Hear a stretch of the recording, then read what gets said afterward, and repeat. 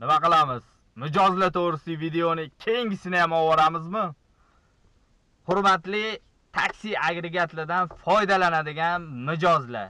Taksi chaqirganinglarda bir hammomga kirib ketayotganinglarda chaqirmanglar, bir 9 etajga dom, past to'la mashina bo'ladi, bir qatorgina yo'l bo'ladi.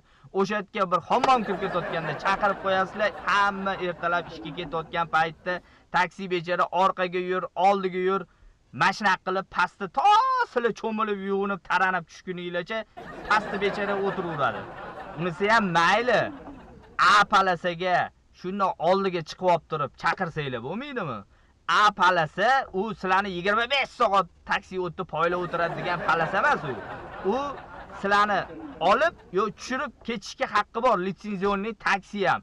O bir 16-etaj yo 10-etajda turib olib taksi chaqirasizlar, tosili tushguninglarcha bechara taksi bo'qiga pichoq tortib, bitta avtobus bor-ku, chuvalcha avtobus. Hammasini oldida kamerasi bor. U 800 ming shaqillatib ketadi sizlarni arzimagan 20 ming, 30 ming pulinglarni deb.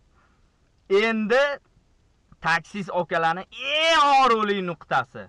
Taksi chaqirib qo'yib, taksi kelgandan keyin atmen qiladigan ba'zi bir mijozlar shuni taksi zakaz olishi bilan atmen qilsanglar bo'lmaydimi?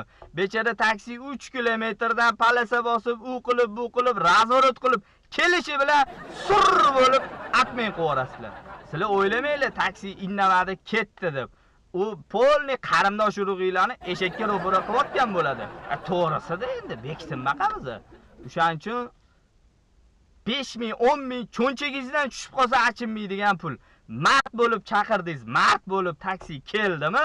Shunda pastga tushib, "Aka yo uka, ketmaydigan bo'lib qoldi. Men pulni oling, yo ja bo'lmasa, aka, men bor uzr, mana shunaqa bo'lib qoldi" deb sharoitingizni tushuntiring.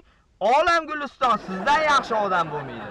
Taksi okalar, paddeshkada bo'lib turinglar, 3-chisini ham qo'yamiz. Joninglar sog' bo'lsin, bizdan kuzatishda davom etinglar.